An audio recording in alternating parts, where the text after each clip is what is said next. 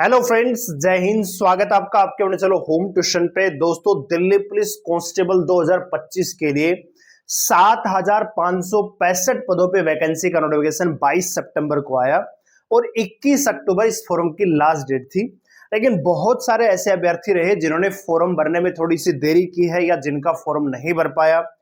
बहुत सारे कैंडिडेट्स का ओटीआर नहीं था, तो पहले उन्होंने ओटीआर किया, फिर फॉर्म के लिए वो जा रहे थे, तो कहीं ना कहीं जो समय है वो कम पड़ गया था। तो दिल्ली पुलिस कांस्टेबल 2025 की जो फॉर्म की डेट है वो यहाँ पे एसएससी ने बढ़ा दी है। और यहाँ पे दोस्तों बड़ी अपडेट ये भी है कि इस बार कंपटीशन तगड़ा रहने वाला है, क्योंकि ऑलरेडी जो फॉर्म है उनकी संख्या बहुत ज्यादा है और साथ ही साथ आपके एग्जाम डेट भी आ चुकी है। तो क्या है पूरी अपडेट जानने के लिए वीडियो को ध्यान से पूरा देखिए। चल पे आप नए हैं, चैनल को सब्सक्राइब कर लीजिए, बेल आइकन प्रेस कर लीजिए। वीडियो अगर आपको अच्छी लगे तो लाइक करके अप्रिशिएट जरूर करिएगा और कमेंट करके बताइएगा कि फिलहाल आपका मॉक टेस्ट में दिल्ली पुलिस कांस्टेबल के लिए स्कोर क्या चल रहा है। क्या आप 70 को टच कर पा रहे हैं कि नहीं कर पा रहे हैं, कमेंट सेक्शन में जरूर बताइएगा। साथ ही साथ दोस्तों, आज रात को 9 बजे से आपकी क्लास में स्टार्ट कर दूंगा। तो मैथ की क्लास के लिए आप जुड़ेंगे रात को 9 बजे, ठीक है। चाहे आप दिल्ली पुलिस कांस्टेबल की तैयारी कर रहे हैं, सीआईएसएफ की तैयारी कर रहे हैं, बीएसएफ, क्योंकि बहुत सारे बच्चों का ये डिमांड थी कि सर आप दिल्ली पुलिस की क्लास स्टार्ट करें, हम बीएसएफ की तैयारी करें तो हमारा क्या होगा। हम सीआईएसएफ की तैयारी कर रहे हैं तो हम कैसे तैयारी करेंगे। हम एचएससी की तैयारी करना चाहते हैं, आपके साथ जुड़ना चाहते हैं, तो सभी के लिए कॉमन क्लास रहेगी, ठीक है। रात को 9 बजे आप हमारे साथ जुड़ सकते हैं।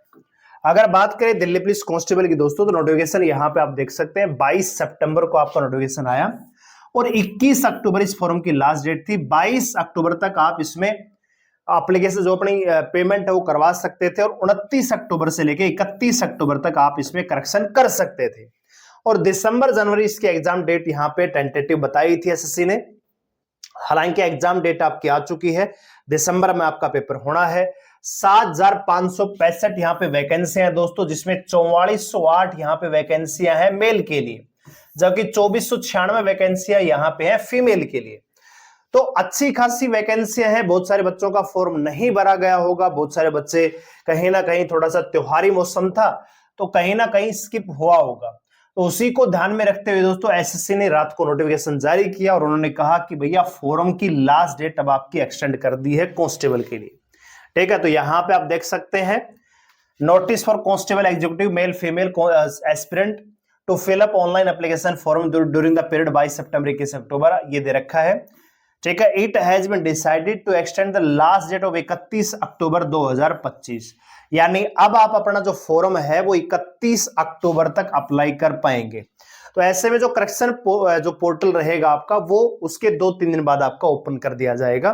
तो आप लोग जिन्होंने अभी तक फॉर्म अप्लाई नहीं किया है या जिनकी पेमेंट नहीं हो पाई थी, जिनका फाइनल सबमिट नहीं हो पा रहा था, जो भी आपकी प्रॉब्लम थी, वो आप यहां पे अब 31 अक्टूबर तक फॉर्म को सही तरीके से अप्लाई कर लेंगे।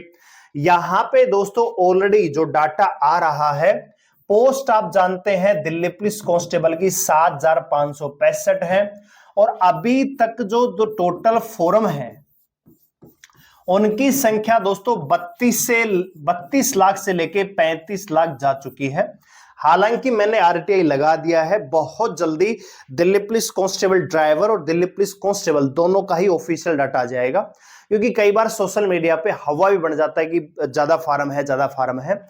हमने आपको कल ही वीडियो प्रोवाइड की थी कि नंबर ऑफ फॉर्म को देखकर घबराना नहीं है। जो एस्पिरेंट जो यहाँ पे एग्जाम में अपीयर होंगे, जो एग्जाम में बैठेंगे दोस्तों, उनकी संख्या यहाँ पे मतलब 55% से लेके 60% ही रहने वाला है।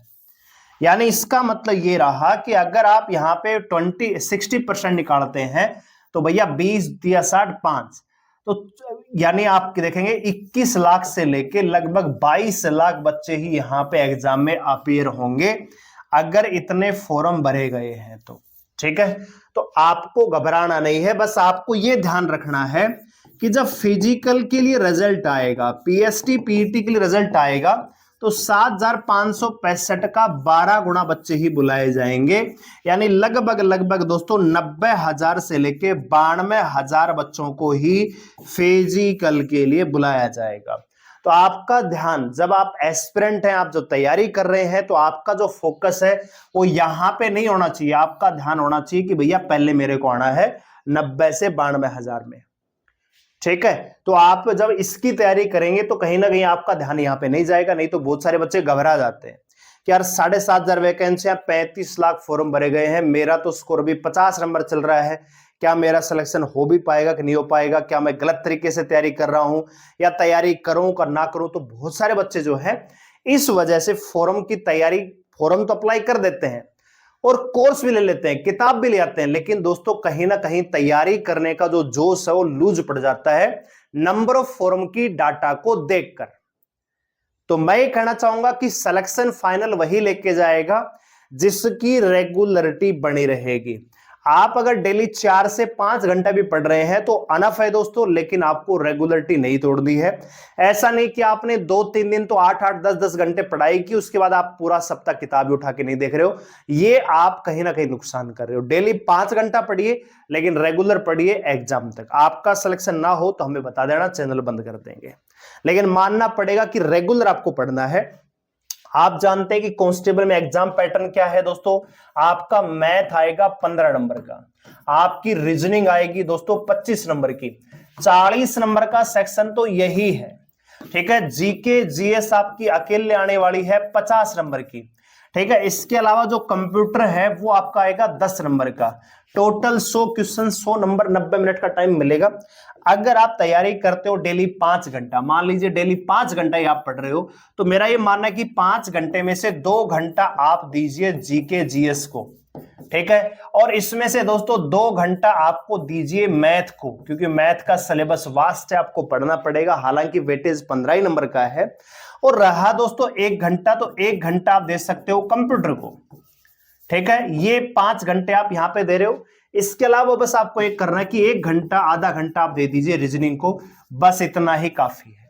अगर आप इतना भी नहीं जाना चाहते तो आप डेली हमारे साथ क्लास में आ सकते हैं। रात को 9 बजे एक दिन मैथ की क्लास, एक दिन रीजनिंग क्लास मैं करवाने वाला हूं। तो आपका जो 40 नंबर का सेक्शन है दिल्ली पुलिस कांस्टेबल के लिए, वो यहां से कवर हो जाएगा।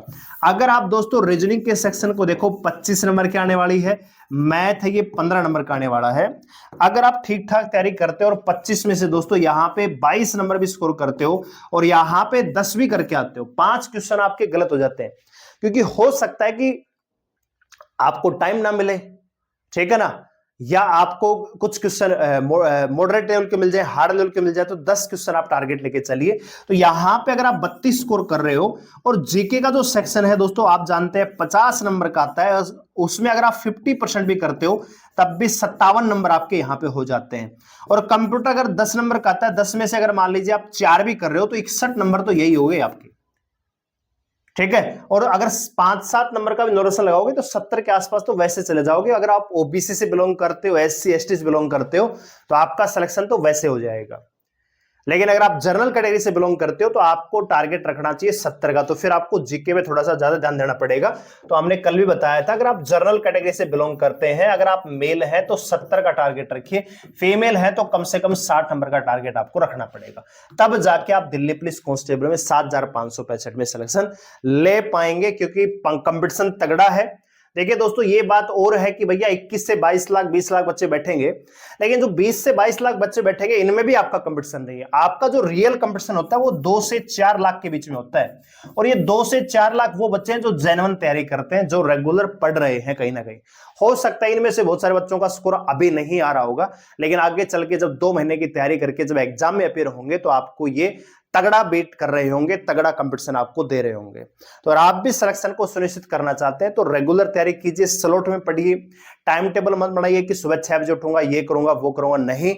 जब आपको टाइम मिल रहा है उसमें स्लॉट के अकॉर्डिंग पढ़िए कि सुबह 2 घंटा, चाहे किसी भी टाइम 2 घंटा में मैथ पढ़ूंगा, रात को 2 घंटा या शाम को 2 घंटा में जीके पढ़ूंगा, दिन में 1-2 घंटे में आपको कंप्यूटर रीजनिंग पढ़ूंगा।